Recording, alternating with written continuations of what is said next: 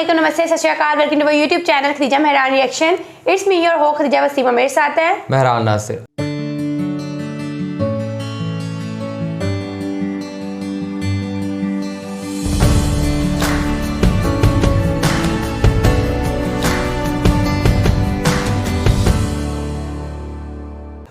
नाज़रीन, ओआईसी और पाकिस्तान में ओआईसी का बहुत ज़्यादा जिक्र जो है वो होता रहता है और ओआईसी जो है वो एक ऑर्गेनाइजेशन ऑफ इस्लामिक कॉरपोरेशन है, कोऑपरेशन है और ये इसमें जितने भी इस्लामी ममालिक हैं, आई होप सो कि मैं गलत ना हो तो आई थिंक 57 जो है वो कंट्रीज़ हैं जो कि इस्लामिक कंट्री हैं और ये उनकी एक ऑर्गेनाइजेशन है। अब इनके ताल्लुकात जो हैं वो इंडिया के साथ कुछ खासे अच्छे नहीं दिखाई देते हैं, क्योंकि अक्सर इंडिया और इसके रिलेशंस में जो है वो टेंशन्स ही नज़र आती है। तो एक वीडियो है और इस वीडियो को देखते हैं कि इसमें किस तरह से जो है ओआईसी के रिलेशंस को इंडिया के साथ कंपेयर किया गया और कौन सी नई नई डेवलपमेंट्स हो रही हैं और इंडिया इस चीज़ को किस तरह से देख रहा है, पाकिस्तान इसमें क्या रोल प्ले कर रहा है। एक वीडियो है, वीडियो के लिंक आपको डिस्क्रिप्शन में मिल जाएगा, लेकिन साथ साथ अगर आपने हमारा चैनल सब्सक्राइब नहीं किया बस सब्सक्राइब हमारे चैनल और बेल आइकन को लाजमी प्रेस कीजिएगा। तो चलते हैं जी, देखते हैं। नमस्कार, वेलकम टू वर्ल्ड अफेयर्स। मैं प्रशांत धवन। नाउ हाल ही में हमने ये देखा है कि OIC, organisation of Islamic cooperation, ये अपनी विश्वसनीयता, ये अपनी जो क्रेडिबिलिटी है ये खो चुका है और भारत ने ओपनली ये बात बोल दी कि ओआईसी की अब विश्वसनीयता कुछ इतनी बची नहीं है। और तो और अब ओआईसी के चीफ भी पाकिस्तान के माउथ पीस की तरह काम कर रहे हैं। ये अब तक का आप कह लीजिए सबसे कड़ा स्टांस है भारत का ओआईसी के अगेंस्ट। और देखो, कहीं ना कहीं ये इंडिया को बोलना ही था, क्योंकि पिछले 3 साल में आप अगर देखो तो ओआईसी और इंडिया के रिलेशंस काफी खराब हुए। नहीं तो उससे पहले आप देखोगे तो इंडिया और ओआईसी के रिलेशंस कुछ हद तक ठीक थे। एक टाइम ऐसा भी था जब बातचीत हो रही थी कि शायद इंडिया ओआईसी का मेंबर बन जाए, क्योंकि इंडिया में आप अगर देखो एक ह्यूमंगस मुस्लिम पॉपुलेशन आपको मिलेगी। और अभी रिसेंटली मैं पढ़ रहा था, कुछ महीनों पहले एक आर्टिकल पब्लिश किया था टाइम्स ऑफ इंडिया ने कि भारत ओआईसी का मेंबर क्यों नहीं, और इस आर्टिकल में बहुत ज्यादा रेलेवेंट पॉइंट लिखे गए थे। पहली बात तो यह बताया गया कि भारत दुनिया में 3rd लार्जेस्ट मुस्लिम पॉपुलेशन रखता है। जी हाँ, 3rd लार्जेस्ट। और अनुमान ये है, जो अभी पैटर्न चल रहा है उसके हिसाब से प्रोजेक्शन ये है कि 2060 तक दुनिया में सबसे बड़ी मुस्लिम पॉपुलेशन इंडिया में होगी। तो जिस कंट्री में दुनिया की सबसे बड़ी मुस्लिम पॉपुलेशन होने वाली है आने वाले कुछ दशकों में, वही कंट्री ओआईसी का मेंबर तक नहीं है। आप खुद ही सोचकर देखिए कितनी अजीब बात है।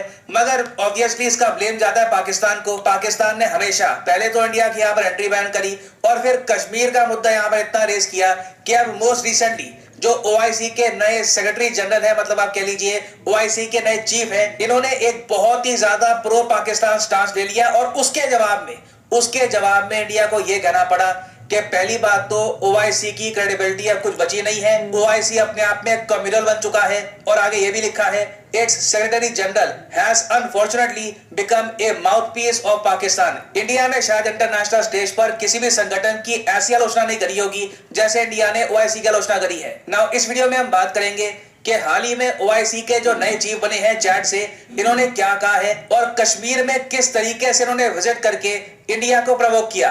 अब पहली बात तो यहाँ पर यह जान लो कि ओआईसी के जो नए चीफ हैं ये कहां से हैं। ये है चार देश से, जो आपको मिलेगा अफ्रीका में। यहाँ पे आप देख पाओगे इनका नाम हिसैन इब्राहिम ताहा।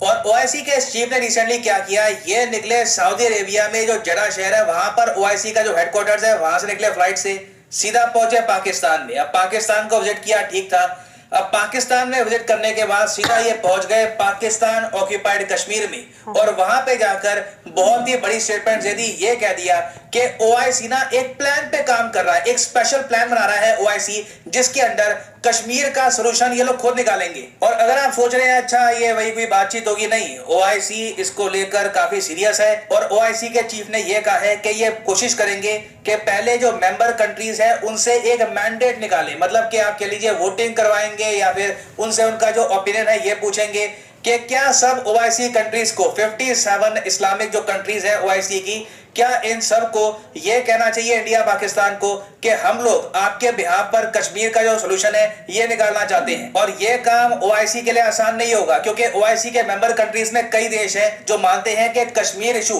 रिजॉल्व होना चाहिए शिमला डिक्लेरेशन के हिसाब से। इंडिया पाकिस्तान मिलकर बायलैटरल तरीके से कश्मीर का इशू रिजॉल्व करेंगे, और ये ओपिनियन रखने वाले देशों का जो नंबर है ओआईसी में ये बढ़ता जा रहा है। आज के समय Maldives, Bangladesh, even central Asian देश जैसे कि कजाकिस्तान, किर्गिस्तान, ये सब कह चुके हैं कि ओआईसी को डायरेक्टली इन्वॉल्व नहीं होना चाहिए कश्मीर के इशू में। और ये बात ओआईसी के चीफ को भी माननी पड़ी कि इनके ग्रुप के जो मेंबर है बहुत सारे, इनका ओपिनियन खुद काफी डिफरेंट है कश्मीर को लेकर। और इसके रिस्पॉन्स में ओआईसी के चीफ ने यह भी कहा कि देखिए ओआईसी अपने आप में ग्रुप है, मगर मेंबर कंट्रीज की खुद की फॉरेन पॉलिसी भी हो सकती है। तो इवन दो अभी तक ओआईसी के मेंबर्स के बीच में कोई कंसेंसस डेवलप हुआ नहीं है, तब भी आप कह लीजिए पाकिस्तान बहुत खुश है कि एटलीस्ट ओआईसी के चीफ ने यही कह दिया कि कश्मीर का सॉल्यूशन निकालेगा ओआईसी। ये स्टेटमेंट बहुत बड़ी है अपने आप में। और यहाँ पे आप देख पाओगे इन लोगों ने ये ऐसी जो वीडियोस है ये भी पोस्ट करनी स्टार्ट कर दी कि जी हमने ये कश्मीर का इशू रेज किया यूएन में काफी बार, और अब ओआईसी भी हमारी हेल्प करेगा, और धीरे धीरे पाकिस्तान को सपोर्ट मिल रहा है। तो चाहे ग्राउंड रियलिटी कुछ और हो, मगर एटलीस्ट हेडलाइंस में पाकिस्तान को कुछ ना कुछ हेल्प मिल जाती है ओआईसी के चीफ की स्टेटमेंट से। और आने वाले समय में देखो पाकिस्तान और बहुत सारे कंट्रोवर्शियल टॉपिक्स को ओआईसी के जरिए रेज करने वाला है। इन्होंने इसका ग्राउंड वर्क तैयार कर दिया है। जहां तक मैं पढ़ पा रहा हूं, पाकिस्तान ने ओआईसी पर मुद्दा रखा है कि इंडिया में जो मुस्लिम हेरिटेज है इसको बचाना होगा। पहले तो पाकिस्तान ने ये इशू रेज किया कि ओआईसी कंट्रीज को इंडिया में डालना चाहिए प्रेशर कि जो बाबरी मॉस्क है ये अपनी ओरिजिनल लोकेशन पे वापस रीबिल्ड किया जाए। ये जो इशू है ये पाकिस्तान इन द फ्यूचर काफी अग्रेसिवली रेज करने वाला है। उसके अलावा हाल ही में आपने देखा होगा कि पाकिस्तान ब्लाइंड क्रिकेट की जो टीम थी ये इंडिया में नहीं आ पाई वीजा इश्यूज की वजह से। इंडिया आपको पता होगा होस्ट कंट्री है ब्लाइंड क्रिकेट वर्ल्ड कप का, तो उसमें पाकिस्तान को भी पार्टिसिपेट करना था, मगर because of diplomatic reasons Pakistan blind cricket team को वीजा इशू हुआ नहीं है। उसके अलावा हाल ही में आपको पता होगा कि भारत के विदेश मंत्री डॉक्टर एस जयशंकर साहब ने यह भी कहा है कि अभी के लिए India Pakistan cricket bilateral cricket के बारे में कोई नहीं सोच रहा। मेन इशू यहां पर यह है कि पाकिस्तान अपनी तरफ से टेररिज्म रोके। तो ये जो 2 पॉइंट्स है ना, ये मैं आपको बता रहा हूं पाकिस्तान ओआईसी में रेज करने वाला है। और ओआईसी के जो भी नए चीफ हैं ये काफी ज्यादा प्रो पाकिस्तान लगते हैं, तो इनकी तरफ से डेफिनेटली इन द फ्यूचर काफी और कंट्रोवर्शियल स्टेटमेंट्स आएंगी। तो इंडिया ने देखो सही किया है, पहले ही ग्राउंड वर्क तैयार कर दिया और ये कहा कि ओआईसी के इस वक्त के जो चीफ हैं ये माउथपीस बन चुके हैं पाकिस्तान के। और दूसरी बात, ओआईसी एज ए संगठन अपनी विश्वसनीयता खो चुका है। और इंडिया के लिए बेनिफिशियल ये होगा कि इंडिया का यहाँ पे जो नैरेटिव है ना, अगर कई और देश भी इंडिया के साथ रेस करे, फॉर एग्जांपल इजराइल, फ्रांस, तो कहीं ना कहीं इंडिया को एक कोलिशन, एक ग्रुप भी फॉर्म करना होगा कंट्रीज का जो मिलकर ओआईसी की आलोचना करे ऐसे स्टेटमेंट्स के अगेंस्ट। और इन दी एंड देखो इससे बदलाव ही आएगा। एक टाइम पे आके ना ओआईसी कंट्रीज खुद महसूस करेंगी कि पाकिस्तान ने कंप्लीटली हाईजैक कर दिया इस ग्रुप को, और कहीं ना कहीं ओआईसी को पाकिस्तान को पीछे बिठाना होगा, और in the future perhaps India को एक प्रॉपर मेंबर बनाना होगा इस ग्रुप का। तभी आप कह सकते हैं इस ग्रुप की प्रॉपर क्रेडिबिलिटी लौटेगी। और फाइनली यहाँ पर मैं ये भी ऐड कर दूं कि आप किसी भी देखिए खदीजा, मैं इसमें एक चीज़ ऐड करूं कि चले फर्स्ट ऑफ ऑल तो ये चीज़ कि इंडिया ओआईसी में नहीं है, ये बात मैं अगर कहूँ तो 50-50 जो चांसेस है, मैं इसको कहता हूँ कि इसकी लॉजिक बनती भी और लॉजिक नहीं भी बनती। 50% चांसेस जो है जिसकी लॉजिक नहीं बनती वो ये है कि ये जो कंट्रीज़ हैं जो ओआईसी के मेंबर्स हैं ये वो सारे कंट्रीज़ हैं जो कि मेजॉरिटी मुस्लिम्स कंट्री की रखती है, और साथ ही साथ इनके अंदर जो है वो सारा एक मुस्लिम वाला इन्हें एज ए कंसिडर भी मुस्लिम कंट्री किया जाता है। जैसे सऊदी अरेबिया मुस्लिम है, पाकिस्तान, इंडिया जो है, इंडिया एक उसमें जो कंट्री है उसे हिंदू रिलीजन के नाम से माना जाता है। इस तरह श्रीलंका है या और तरह की चीज़ें हैं तो वो इस तरह से मानी जाती हैं। मलेशिया मुस्लिम माना जाता है। तो ये चीज़ कि अब वहाँ पे सिर्फ वही मेंबर्स हैं जो कि मुस्लिम्स हैं, तो इसलिए उन्हें मुस्लिम माना जाता है। तो इंडिया एक हिंदू है, शायद ये वजह है कि उसको अभी तक जो है वो नहीं किया गया। और दूसरी चीज़ अगर देखी जाए तो ये बात सामने में आती है जी कि ठीक है इंडिया के अंदर बहुत ज़्यादा आबादी है मुस्लिम्स की, तो उसको होना चाहिए, ये भी बात ठीक है। अब यहाँ तक तो बातें समझ में आ रही हैं, लेकिन जब अब पाकिस्तान एक वाहिद इस्लामी मुल्क है जो कि एटमी ताकत रखता है और वो सारी चीज़ें हैं, तो वहाँ पे अब अगर उनकी जो बात को रिकग्नाइजेशन नहीं मिलेगी तो फिर किसको मिलेगी? अगर पाकिस्तान एक ऑर्गेनाइजेशन है जो कि 57 कंट्री और वो सारे मुस्लिम वर्ल्ड के कंट्री और मुस्लिम वर्ल्ड में पाकिस्तान का एक अपना नाम है, और अगर पाकिस्तान को उसमें इंपॉर्टेंस नहीं मिली तो फिर क्या मिले। दूसरा, इंडिया के नज़दीक कश्मीर का इशू, इंडिया अगर ये समझता ना, इंडिया तो ये भी समझता जी कि जो पाकिस्तान के पास कश्मीर है वो भी हमारा है, वो तो ये भी समझते हैं जी गिलगित बल्तिस्तान वो भी हमारा है, वो तो तकरीबन वो तो सब रोज़ ये समझता है पाकिस्तान ही सारा हमारा है, बस ये तो है बस बंदे बैठे हुए, वो इंडिया ये समझ के चल रहा है।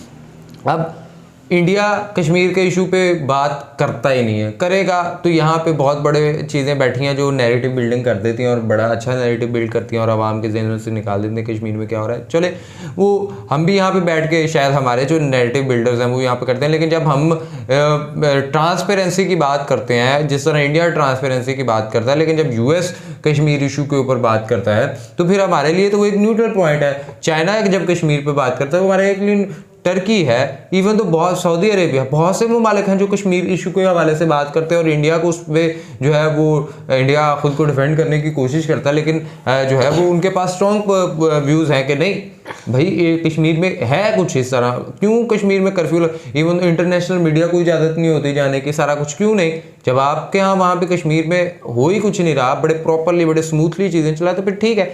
अब यहाँ पे वो ना करना, और अब ये मैं एक मुझे जो डेवलपमेंट नज़र आ रही है वो ये नज़र आ रही है फ्यूचर में कि जिस तरह जद्दा में सऊदी अरेबिया बहुत बड़ी पावर है एक, और सऊदी अरेबिया से उनके जो चीफ हैं उनका जद्दा से डायरेक्ट पाकिस्तान आना, देन पाकिस्तान से आज़ाद जम्मू कश्मीर में जाना और फिर वहाँ पे जाके ये स्टेटमेंट देना, तो लिटरली ये जो 57 कंट्रीज हैं वो एक जानब है और वो अब इस मामले को सुलझाना चाहते हैं और हम भी इस मामले को सुलझाना चाहते हैं। लेकिन अगर इंडिया ये कहता है जी कि पाकिस्तान टेररिस्ट है, तो फिर पाकिस्तान भी ये कहता है जी कि इंडिया कश्मीर पे जो है वो बड़ा जुल्म करता है, इंडिया एक इन्वेडर है, इंडिया जुल्म करता है। तो ये बातें दोनों जानब से हैं, दोनों को पेज पे आना पड़ेगा और कश्मीरियों को सोचना पड़ेगा। आज जिस तरह आज़ाद जम्मू कश्मीर, जिस तरह चाहे आप उसे कहते हैं जी मुझे पता नहीं उन्हें प्राइम मिनिस्टर कहना चाहिए या नहीं कहना चाहिए, लेकिन है तो वो प्राइम मिनिस्टर ना, चाहे जिस तरह। तो मैं तो पहले भी बड़ी दफ़ा कह चुका हूँ कि आज़ाद जम्मू कश्मीर या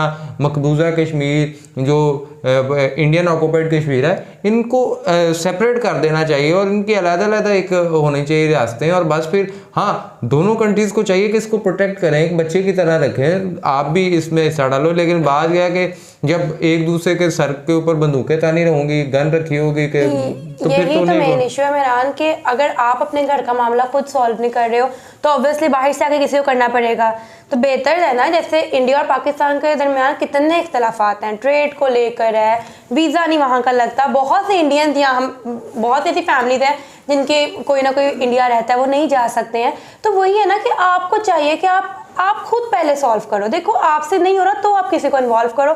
मैं तो ये कहूँगी कि पहला आपका काम है आप अपनी टेबल टॉक करो। वही बात है ना, टेबल टॉक करना ही नहीं चाहते ना, ये पाकिस्तान करना चाह रहे ना इंडिया करना चाह रहा है। बात यह है कि जब अगर पाकिस्तान पहल करता है तो इंडिया वाले जो है एटीट्यूड दिखाते हैं, और जब इंडिया की तरफ से कोशिश होती है तो पाकिस्तान, और इंडिया की तरफ से शायद कोशिश इस तरह से होती है क्योंकि इंडिया अपने और चीज़ों में आगे जा रहा है, तो इंडिया समझता है कि बस हम जा रहे हैं तो वो समझता है कि पाकिस्तान इससे तो हो ही नहीं सकती है।